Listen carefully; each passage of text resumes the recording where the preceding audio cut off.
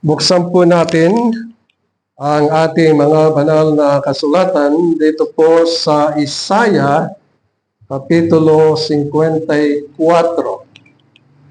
Isaiah chapter 54, at nais ko pong basahin ang buong kapitulo na mga bagay nito ay napakahalaga sa bawat isa sa atin sapagkat nais nating mabatid ang walang hanggang kabutihan ng Diyos at gayon din ang kanyang katwiran. Isaiah, Kapitulo 54. Ganito po ang siyang isinasad: "Umawit ka, o baog, ikaw na hindi nanganak. Ikaw ay magbiglang umawit at humiyaw ng malakas. Ikaw na hindi nagdamdam ng panganak, sapagkat higit ang mga anak ng binawaan sa mga anak ng may asawa, sabi ng Panginoon. Iyong palakihin ang dako ng iyong tolda at magladlad na mga tabing ng iyong mga tahanan. Huwag kang mag-urong. Habaan mo ang iyong mga lubid at patibayin mo ang iyong mga tulos, sapagkat ikaw ay lalago sa kanan at sa kaliwa, at ang iyong lahi ay mag-aari ng mga bansa at patatahanan ang mga gibang bayan. Huwag kang matakot, sapagkat ikaw ay hindi mapapahiya o malilito ka man, sapagkat hindi ka malalagay sa kahihiyan, sapagkat iyong kalilimutan ang kahihiyan ng iyong kabataan at ang pula na iyong pagkabao ay hindi mo maalala pa, sapagkat ang may lalang sa iyo ay iyong asawa. Ang Panginoon na mga hukbo ay kanyang pangalan, at ang banal na Israel ay iyong manunubos, at ang Diyos ng buong lupa at tawagin siya, sapagkat tinawag ka ng Panginoon na parang asawang kinalimutan,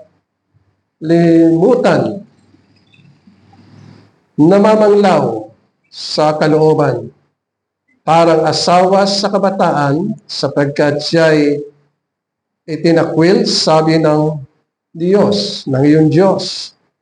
Sa sandaling sandali ay kinalimutan kita, ngunit pipisanin kita sa pamagitan ng malaking kawan.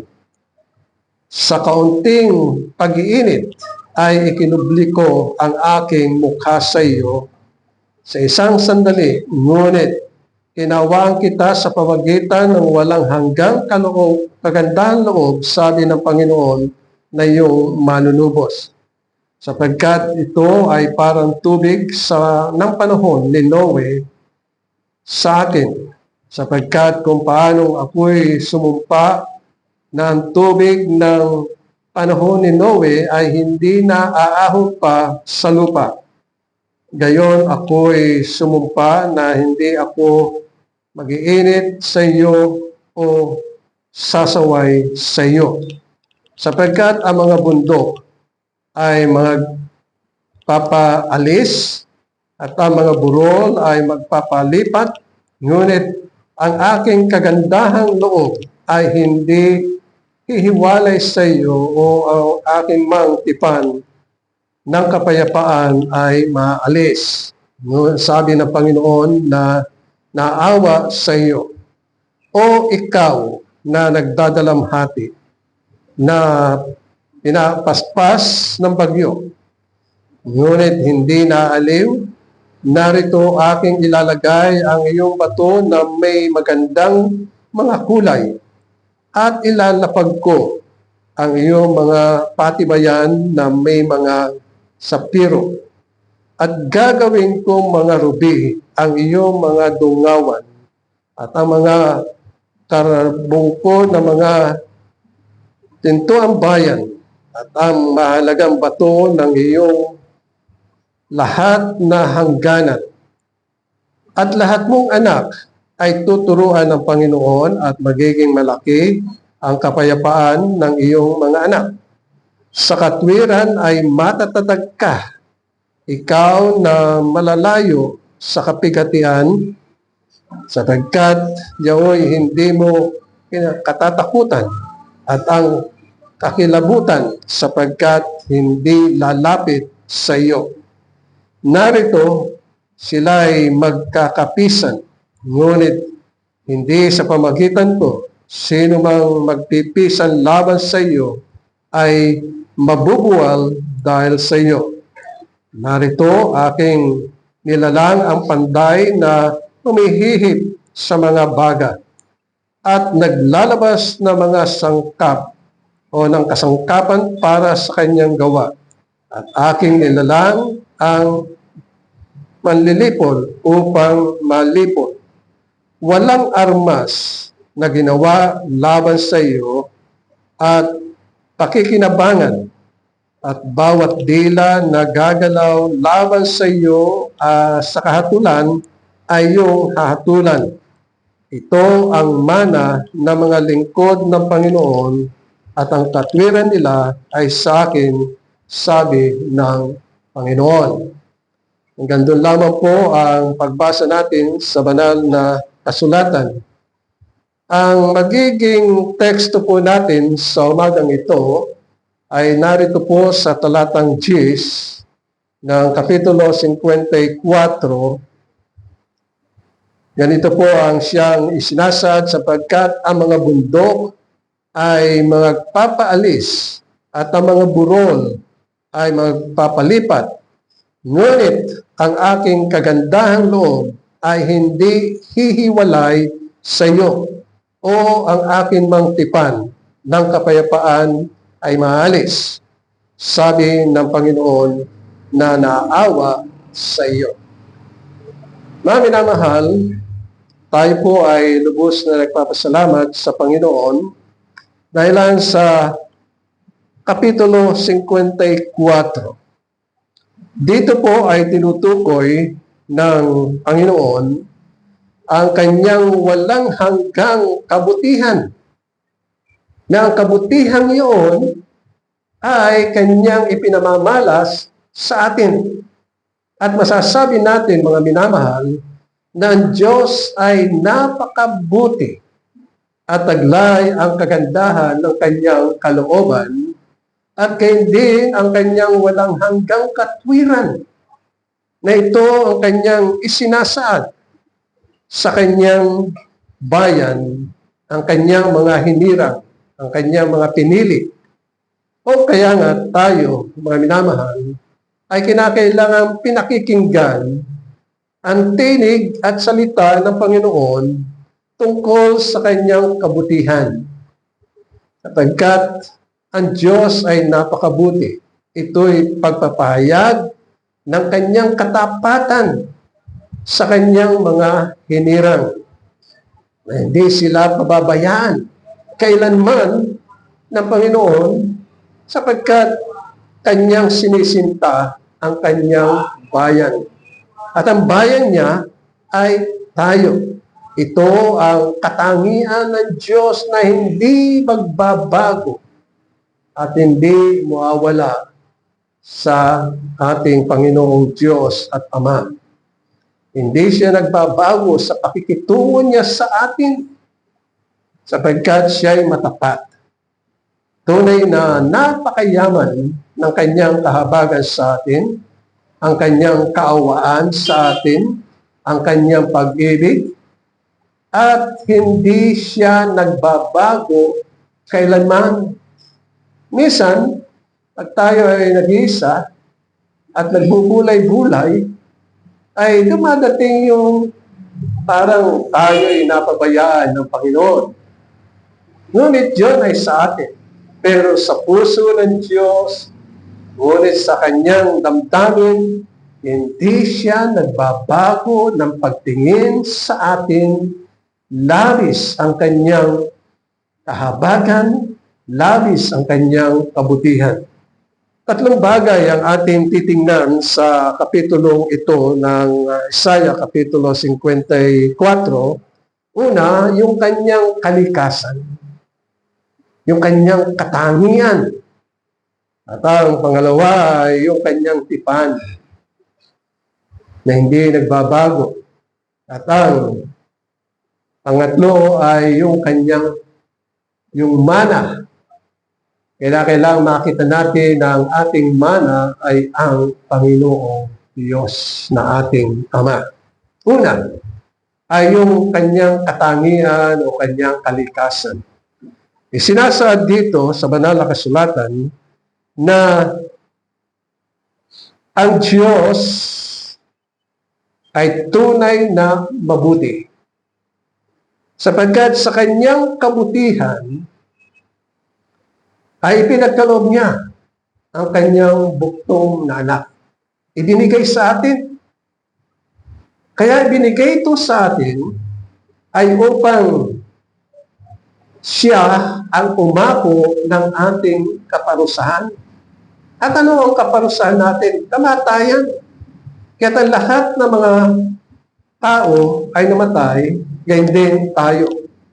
Ngunit, dahil sa kabutihan ng Panginoon, ang Panginoon sa Kristo ang umako ng iyong kasalanan at aking kasalanan.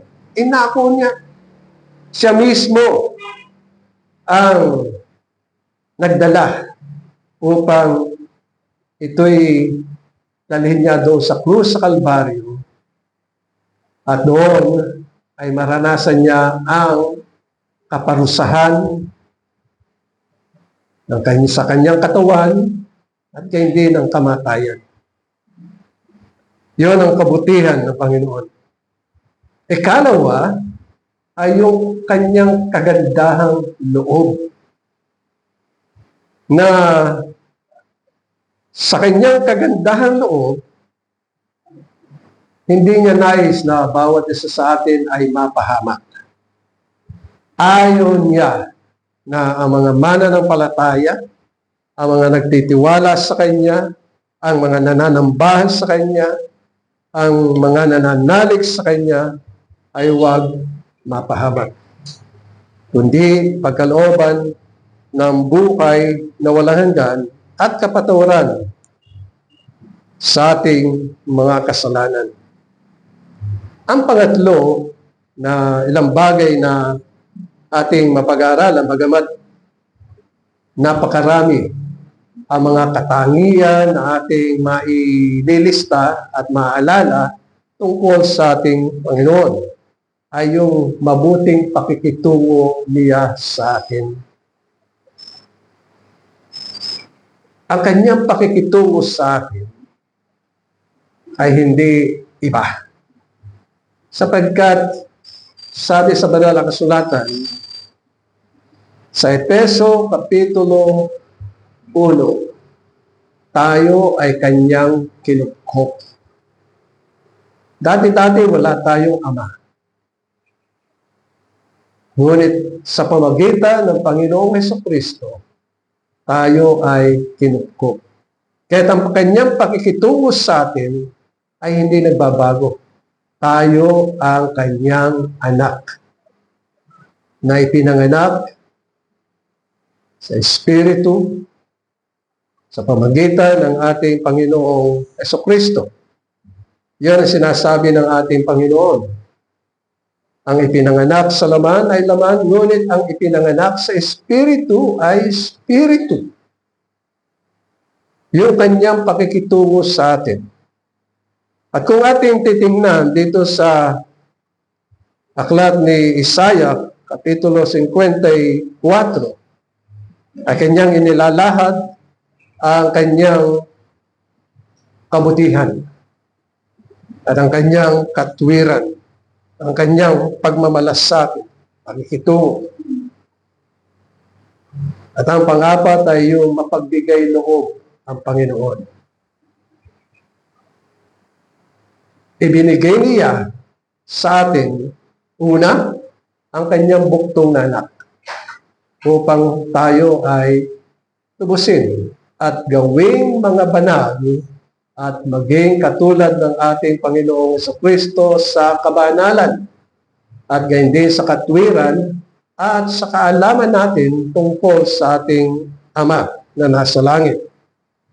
Ikalawa, ipinagkaloob sa atin ang kanyang banal na Espiritu upang manahan sa atin, tulungan tayo, subaybayan tayo, ipahayag ang mga bagay na darating, alalayan tayo, patibayin at tatagin ang pananampalataya na ipinagkaloob sa atin ng Panginoon. Ang panlima, ang Panginoon Diyos ay mapagbiyaya. Ang Diyos ay mayaman sa awa. At ang lahat ng mga ginawa niya sa atin at gagawin sa atin ay dahilan sa kanyang mayamang biyaya. Pero nyo, araw-araw tayo ay kanyang pinakakain. Sabi ng Panginoon, huwag niyong alalahanin ang mga bagay sa kinabukasan. Huwag kayong mag-alala. Sabi niya, ang aking Ama ay pinakakain niya ang mga ibon. Kaya ang mga ibon hindi nag-aararo, hindi nagtatanim, hindi gumagapas.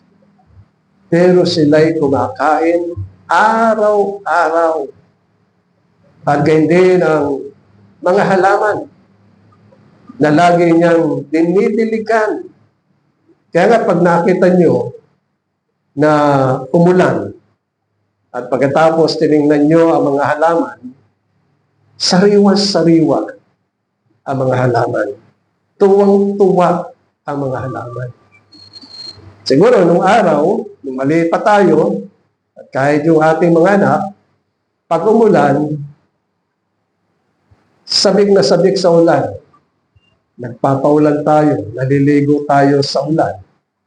Ibig sabihin ay talagang hindi lamang na ang Diyos ay nagpapaulan, kundi gayon din, pinasisikat niya ang araw para ang mga halaman ay managana at magbunga ng sagana.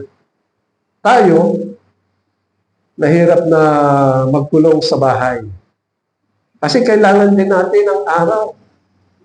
Kaya sabi ng iba, kuha ka ng payong, magpa-araw ka, buksan mo ang payong mo at maglakad ka sa gitna ng araw na may payong. Pero kung minsan, kailangan ng ating ang araw na magbibigay lakas sa bawat isa sa atin. Bahagi yan ng biyaya ng Panginoon. At maraming biyaya. Iniingatan niya tayo, sinusubaybayan niya tayo, pinagkakaloob ang mga pangailangan natin sa katawan at gayon din sa ating kaluluwa. Mayaman ang Diyos sa biyaya. Kaya nga ang panalangin natin ay, Panginoon, sumagana nawa ang iyong biyaya sa akin. Higit sa lahat ang Diyos ay matapat. Kung tayo'y nakalilimot, ang Diyos hindi man siya makalilimot sa atin. Never na malilimutan tayo ng Panginoon. Sapagkat tayo mismo ay nasa kanyang puso. Walang sino man na maaaring mag-alis sa atin sa puso ng Diyos. Nandun siya. Sapagkat tayo ay mahal na mahal ng Panginoon. Hindi niya tayo malilimutan. Laging tayo'y nasa kanyang kaisipan, nasa kanyang mga gawa. Katunayan, sabi ng Efeso, Kapitulo 2, talatang 10, tayo ang pinakamahusay na gawa ng Diyos sa pamamagitan ni Jesucristo. At yun ang kanyang katapatan. Kaya ang katangian ng Diyos ay hindi maghihiwalay sa atin. Tunay na tayo ay kinukop ng Panginoon sa pamagitan ng Panginoong Jesucristo. At hindi niya tayo tatalikuran o kalilimutan man, sapagkat tayo'y nakatala sa kanyang puso. Bago pa itatag ang sanlibutan, imagine, wala pa ang sanlibutan, tayo ay nasa puso na ng Panginoon. At sa kanyang ginawa ay tayo ay pinanganak sa kapanahonang ito. Kaya nga, yung kapayapaan ang siyang ipinangako niya sa atin na hindi magbabago sapagkat ang Panginoon ay tunay na matapat. Tingnan niyo ang sinabi dito sa talatang 4. Ang sabi dito, huwag kang matakot sapagkat ikaw ay hindi mapapahiya o malilito ka man, sapagkat hindi ka malalagay sa kahihiyan, sapagkat yung kalilimutan ang kahihiyan ng iyong kabataan at ang pula ng iyong pagkabao ay hindi mo na maalala pa. Sapagkat bawat sa atin ay tinawag ng Panginoon. Kaya nga, ang sabi dito ay huwag matakot, sapagkat ang kapayapaan ay nagmumula sa Diyos. Ito yung sinabi ng Panginoong Jesucristo sa mga alagad. Ang sabi niya, ako'y aakyat sa langit, ngunit iiwanan ko ang aking kapayapaan sa inyo. Ang kapayapaan ay hindi masusumpungan sa sanlibutan, sapagkat ang sanlibutan ay walang kapayapaan. Ngunit ang kapayapaan ay iniwanan sa atin ng Panginoon sapagkat siya ay mapayapa na gumagawa at kumikilos sa ating mga puso. At sa pamagitan ng kapayapaan, ito ang naghahari sa ating puso sa pamagitan ng kapangyarihan ng kanyang banal na Espiritu. Dakila ang kapayapaan ng Diyos para sa kanyang mga anak. Inyong mapapansin na binanggit din dito sa banal na kasulatan yung pangalan ni Noah, ni Noe. Sapagkat isinasaad ng Panginoon sa talatang 8 ang ganito, sa kaunting pag-iinit ay ikinubli ko ang aking mukha sa iyo sa isang sandali. Ngunit, kinaawaan kita sa pamagitan ng walang hanggang kagandahan ng loob. Pero yung pangusap na yun, ito ay sinabi ng Panginoon kay Isaiah, at sabihin mo sa iyong bayan, sabi ng Panginoon, isulat mo ito pang madinig ng mga mananampalataya. Hindi lamang sa kapanahunan ni Isaiah, kundi maging sa ating kapanahunan. Na, ang sabi dito, ngunit, kinaawaan kita sa pamagitan ng walang hanggang kagandahang loob, sabi ng Panginoon na iyong malulubos. At binanggit niya dito ang tungkol kay Noah. Ang sabi dito, sapagkat ito ay parang tubig ng panahon ni Noah sa akin, sapagkat kung paano ako'y sumumpa ng tubig ng panahon ni Noe ay hindi na aahon pa sa lupa. Gayunmay sumumpa na hindi ako mag-iinit sa iyo o sasaway sa iyo. At sabi sa talatang G, sapagkat ang mga bundok ay mga papaalis at ang mga burol ay mga papalipat. Ngunit ang aking kagandahan loob ay hindi hihiwalay sa iyo o ang aking mang tipan ng kapayapaan ay maalis. Sabi ng Panginoon na naaawa sa iyo. Kaya dito tinutukoy, mga minamahal, yung naging tipan ng Panginoon kay Noah.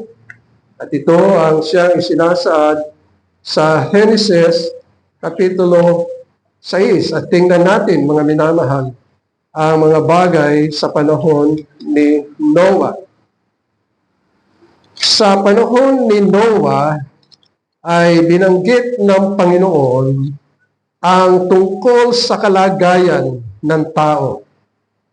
Ang sabi dito ay sa Kapitulo 6 ng Genesis na doon ay nagpasimulang dumami ang mga tao sa balat ng lupa at nagkaanak ng mga babae at napakarami ng naging anak nila. Ngunit yung talatang 13 ay nagsasaad ng sabi ng Panginoon, ang aking espiritu ay hindi makikipagpunyagi sa tao magpakailanman sapagkat sila may laman. Gayon may magiging 120 taon ang kanyang mga araw. At tinutukoy dito na sa panahong ito ni Noah ay may mga higante.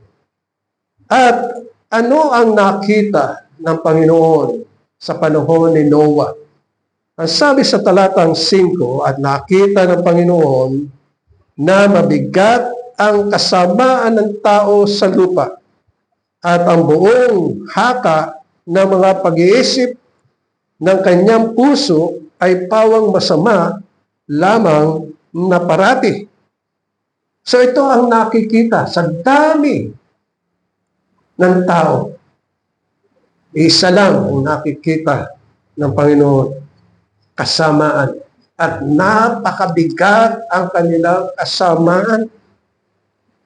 O kaya nga sinabi ng Panginoon kay Noah sa verse 6 at 7, at nagsisi ang Panginoon na kanyang nilalang ang tao sa lupa at nalumbay ang kanyang puso.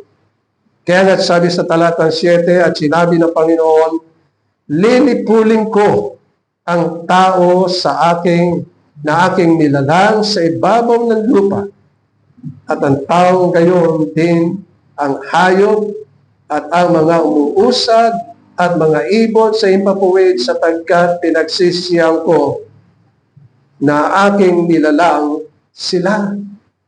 So dito ay iginagawad ng Panginoon ang katarungan. Sapagkat ang sino man magkasala sa Panginoon, ang kabayaran ay kamatayan. O kaya nga ang sabi dito sa banal na kasulatan, ay lilipulin ng Panginoon ang lahat ng mga tao, hindi lamang tao, kundi gayon din ang mga hayop at ang mga umuusad, ang mga halaman at mga ibon. Lahat ay kanyang lilipulin. Pero sa loob ng maraming bilang ng mga tao, mayroong isang bagay na hindi nalilimutan ng Panginoon, yung kanyang kagandahang loob. At ito ang sinabi sa talatang 8. Ang sabi, dadapwat si Noe ay nakasumpong ng biyaya sa mga mata ng Panginoon. Milyon-milyon ang mga tao. Ngunit, wawalo lamang kaluluwa ang siyang binigyan ng atensyon ng Panginoon. Bakit? Sapagkat naroroon ang kanyang kagandahang loob kay Noah at gayon din sa kanyang mga anak. At ito ang siyang tinutukoy. Ang sabi sa talatang 9, ito ang mga lahi ni Noe. Si Noe ay lalaking matuwid at sakdal noong kapanahunan niya. Si Noe ay lumalakad na kasama ng Diyos. Ibig sabihin si Noah ay laging nakikinig at sumusunod sa Panginoon. Naglilingkod siya at pinakikinggan niya kung ano ang sinasabi ng Panginoon sa kanya. Kaya't nakasumpong ng biyaya si Noah. At dito'y tinutukoy na inutusan ng Panginoon si Noah na gumawa ng isang daong o isang arko sapagkat nais niya na iligtas ang sambahayang ito at ayaw niyang mapahamak si Noah at gayon din ang kanyang mga anak at mga manugang at asawa.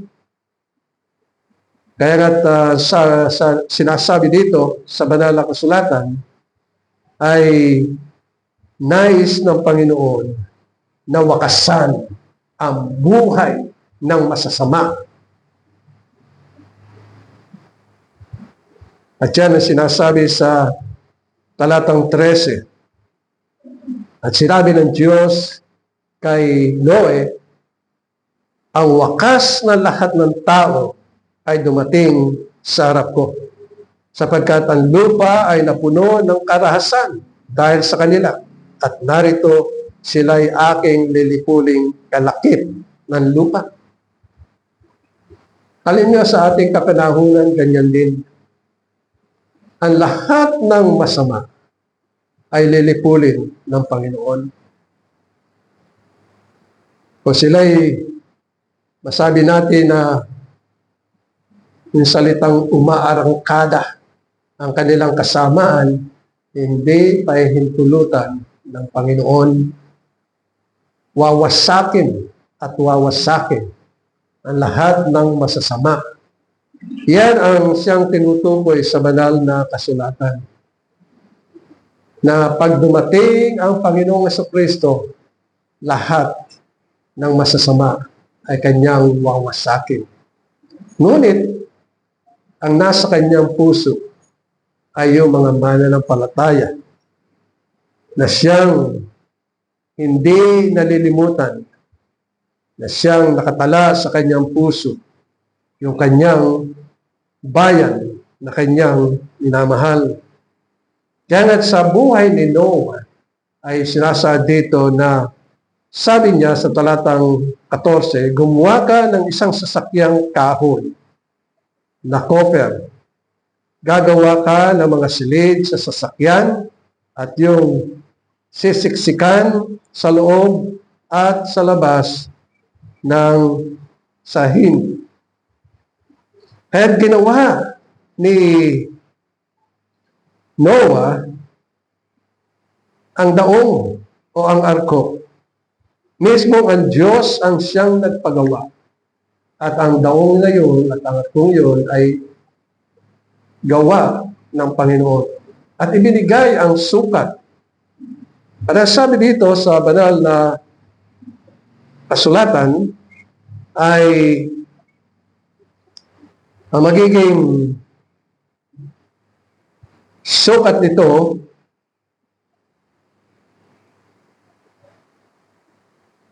ay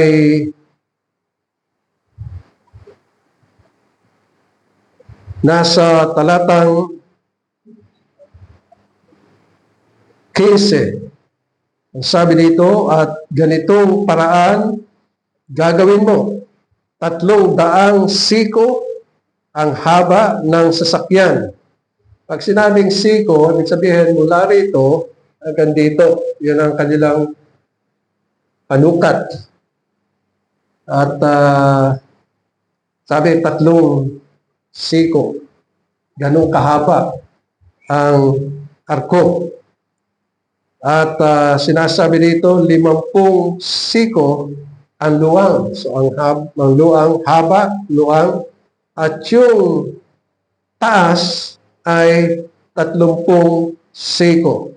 Ang taas, sabi sa talatang 15. At yung magiging anyo ng arko ay nasa talatang 16. Gagawa ka ng isang dungawan sa sasakyan at wawakasan mo ang isang siko sa taas at ganyan din ang pintuan ng sasakyan ay ililigay mo sa tagiliran. So sa loob ng arko ay merong lapag. Ang sabi dito, ito ang magiging mababa sa talatang 16. At may pangalawa at pangatlo na palapag. So sa loob ng arko ay merong lapag. Pagkatapos ay merong pangalawa at merong pangatlo na lapag. Merong first floor, second floor, at third floor. Kaya lubhang napakalaki. At ito ang isinad ng Panginoon na tipan na sinabi niya sa talatang 18. Dadagpwat pagtitibayin ko ang aking tipan sa iyo. Yung tipan, mga minamahal, ay isang tipan na walang hanggan. Pinakikita ng Panginoon dito ang kanyang pag-ibig, ang kanyang kabutihan. Sabi sa banal na kasulatan dito sa Isaiah, Kapitulo 54, talatang 10, ang sabi dito, sapagkat ang mga bundok ay magpapaalis at ang mga burol ay mga pagpapalipat, ngunit, yung salitang ngunit, ito ay napakahalaga. But, ngunit, ang aking kagandahang loob ay hindi ihiwalay sa iyo. Yan ang sinasabi ng Panginoon sa atin. Yung kagandahan ng loob ng Panginoon sa atin na mga nananampalataya sa Panginoon sa Kristo ay hindi hihiwalay sa atin. Kung ang akin mang tipan ng kapayapaan ay umalis, sabi ng Panginoon, na naawa sa iyo. So lahat ng mga bagay ay pagpapahayag sa atin ng kanyang kahabagan. Dakilang pag-ibig, kagandahang loob, kabutihan, ang kanyang pagtatapat sa bawat isa sa atin. Ito ang pinamamalas ng Panginoon sa panahon ni Noah at maging sa ating kapanahunan sa pamagitan ng ating Panginoong Jesucristo, na siya ay tataglay ng kabutihan ng kalooban sa bawat isa sa atin. Tunay na napakabuti. At sa kabutihan iyon, isang paraan ang ginawa ng Panginoon upang hindi mas sama si Noah at ang kanyang buong sambahayan sa kapahamakan. Nagpagawa ng daong ang Panginoon. Doon, iniligay ng Panginoon ang buong sambahayan. Ilan lang yun? Si Noah at ang kanyang asawa. Si Sem at ang kanyang asawa. Si Cham na kanyang asawa. At si Japhet na kanyang asawa. 8 sa libo-libong mga tao. Ipinahayag ng Diyos ang kanyang kagandahang loob. Pinahayag ng Diyos ang kanyang katwiran, ang kanyang tipan na kailanman ay hindi niya malilimutan. Pinahayag niya. At ito'y sinasaad ng Panginoon na kanyang gugunawin ang sanlibutan sa pamagitan ng tubig. At ang lahat ng tao ay lilipulin niya. Pati ang mga hayop, pati ang mga ibon, mga halaman. Ngunit, yung nasa loob ay pagpapahayag ng kanyang kagandahang loob sa mag-anak. Kay Noah, kay Shem, kay Ham, o Cham, at kay Japheth. Ngayon, lumulutang sila. Ito'y pagpapahayag, narito ang aking kagandahan ng kalooban sa sambahayan. Ganon din tayo, mga minamahal.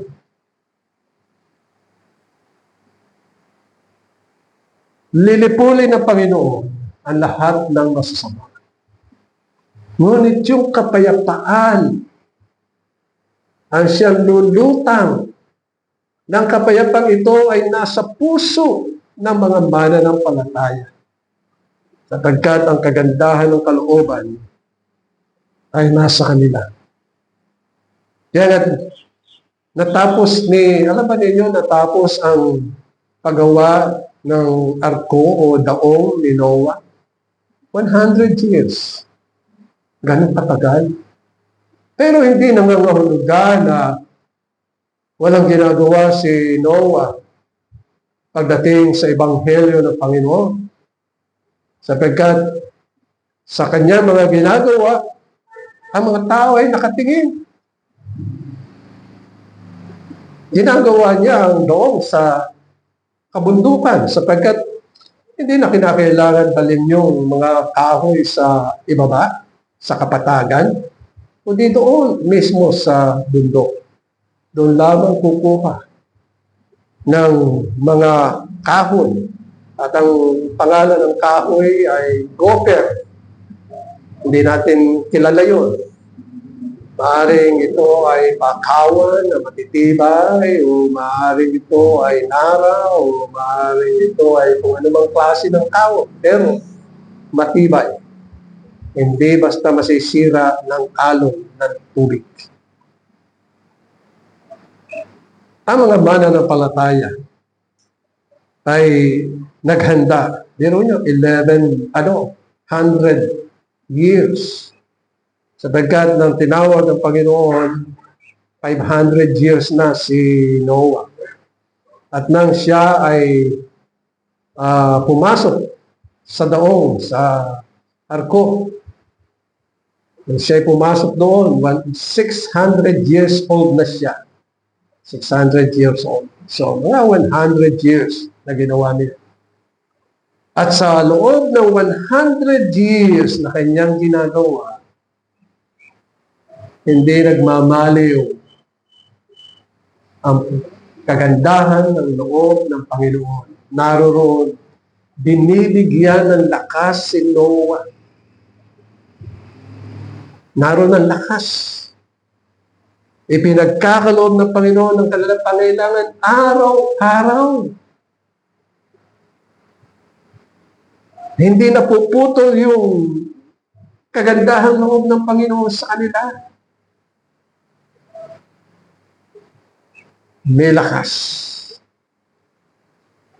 May kapayapaan. Sapagkat nalalaman nila, sila'y hindi mapapahamak. Walang kapahamakan sa kanila. Hindi sila mahihiya. Kahit sabihin ng mga tao na hindi naman babahae. Alam niyo, sa panahon ni Noah, hindi pa umuulan. Wala pang ulan. Pero ang Diyos, dinidiligan niya ang mga halaman sa pamagitan ng hamog. Nung maliit kami, pag kami gumising ng maaga at pupunta kami sa bukid, napapansin ko yung aming halaman sa harapan, basang-basa. May hamog. Kaya ang mga tao no, paggabi, pag lumabas, may sambalilo, may sombrero, may hat o ano man. Kasi mababasa ang kanilang ulo ng hamog. Pero ngayon, hindi na natin nasasaksihan ng hamog. Wala na. Mainit na. So, ang mga tao ay nagtataka. Gumagawa si Noah ng napakalaki. Siguro nagmamasid sila. Ang laki-laki, mula roon hanggang doon. Ano ba yan? Laking arko.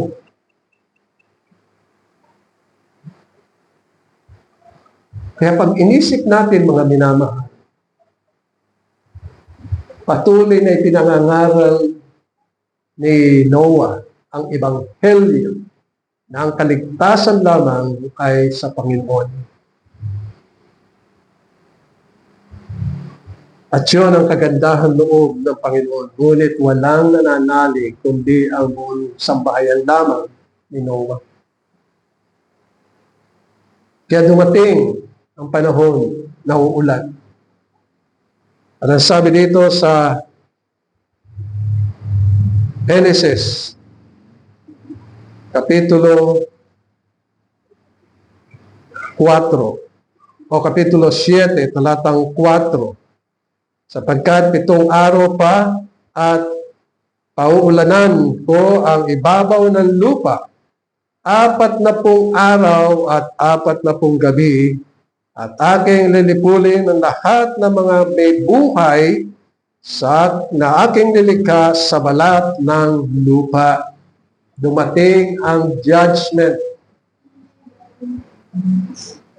At dito tinutukoy ng banal na kasulatan na doon ay maghanda na si Noah. At pagkatapos, ang sabi sa talatang 10 ng chapter 7 ay nagkaraan ng 7 araw ng tubig ng baha ay umapaw sa ibabaw ng lupa. Biro nyo, 40 days and 40 nights na umuulan. At yung taas ng tubig mula sa tuktok ng bundok ay mga 15, siguro mga 15 meters o bilang ng siko. Kaya't walang maliligtas. 40 days. At yun ang sinabi sa talatang 7 na ating binasa. At dito sa banal na kasulatan ay masusumpungan natin ang kagandahan ng kalooban ng Panginoon. Sapagkat sinabi dito sa banal na kasulatan sa talatang 9 ng Kapitulo 54 ng Isaya, sapagkat ito'y parang tubig ng panahon ni Noah sa akin, sapagkat kung paanong ako'y sumumpa ng tubig sa panahon ni Noe ay hindi na abot pa sa lupa, gayoy ako'y sumumpa na hindi ako mag-iinit sa iyo o sasaway sa iyo. At sa talatang 10, pinahayag dito ang kagandahang loob ng Panginoon ay hindi hihiwalay sa bawat nagtitiwala sa Panginoon. Kaya ang magiging mana ng mga mananampalataya ay ang Panginoon. At ito ang siyang sinasaad dito sa talatang 17, nang sabi dito, walang armas na ginawa laban sa iyo at na pakikinabangan at bawat dila na gagalaw laban sa iyo sa kahatulan ay iyong hahatulan. Ang ibig sabihin ng lahat ng masasama ay lilipunin ng Diyos, lalo-lalo na sa pagdating ng ating Panginoong Jesucristo. At dito'y sinasaad sa panahon ng ating Panginoong Jesucristo. Tulad ng sinasabi sa Apocalypse, Revelation chapter 18, verse 12. Ang sabi dito, at siya'y sumigaw ng malakas na tinig na nagsasabi, naguho ang dakilang Babylonia at naging tahanan ng mga demonyo at kulungan ng bawat espiritong karumal-dumal at kulungan ng bawat karumal-dumal at kasuklam-suklam ng mga ibon. Revelation chapter 18 verse 2. Ang tinutukoy dito ay ang kaharian ng Antikristo. At yun ay ang Babylon, ang sanlibutan na masama. Ngunit, ang kanyang ililigtas ayon sa kagandahan ng kalooban ng Diyos ay ang mga nananalig, nananampalataya sa Panginoong Jesucristo. Kaya natin sabi dito, mga minamahal, sa talatang 17, ito ang mana ng mga lingkod ng Panginoon. Ang mana nila ay ang Panginoon. At ang katwiran nila ay sa akin, sabi ng Panginoon. Kaya sabi ni Pedro, meron tayong mana na hindi kumukupas, hindi naglalaho, hindi kinakain ng tanga, hindi kinakalawang, hindi nabubura. Sapagkat ang mana natin ay ang Panginoon. Ito ang siyang tinutukoy sa atin ng banal na kasulatan. Katunayan, ang mga mananampalataya ay hindi maliligaw sapagkat ipinagkaloob sa kanila ang banal na Espiritu na siyang magtuturo, gagabay. Ang kanilang pananampalataya ay titibay sa pamagitan ng kapangyarihan ng banal na Espiritu. At tunay na tayo lubos na nagpapasalamat sapagkat ang Diyos ay napakabuti at napakaganda ng kanyang kalooban sa atin. Amen. Maraming salamat po o aming Diyos sa mga salita mo na hindi ka nagbabago. Ikaw ay katulad kahapon, ngayon at magpakailanman. At ang iyong kagandahang loob ay mananatili magpakailanman. At kami lubos nagpapasalamat, Panginoon, sa iyong kahabagan at dakilang pag-ibig. Sa matamis sa pangalan ni Jesus. Amen.